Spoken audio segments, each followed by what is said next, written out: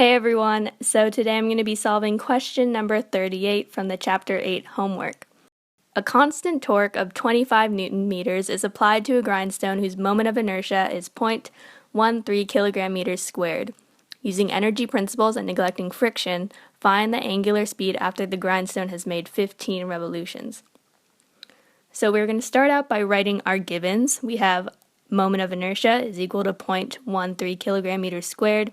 We have the torque is equal to 25 Newton meters, and we have our theta, which is equal to 15 revolutions. But we need to convert that theta into radians just so it's in the correct units for our problem. So we are going to multiply the 15 revolutions by 2 pi, and that will give us 94.25 radians. So now we have all of our givens, and they should all be converted to the correct units.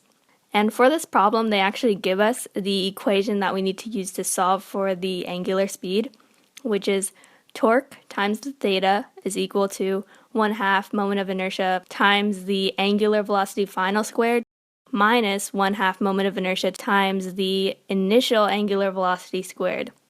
Now we can actually cancel out that little part at the end of the equation with the initial angular velocity squared because we actually start when angular velocity is 0, which is just right before we apply that 25 Newton meter torque.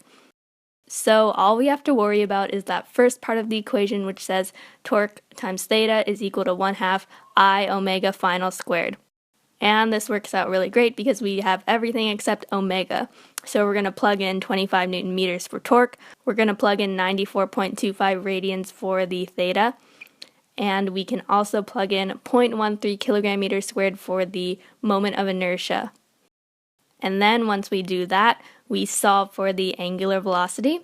And we get angular velocity is equal to 190.39 radians per second. So that is the final angular speed, and that is the answer to question number 38.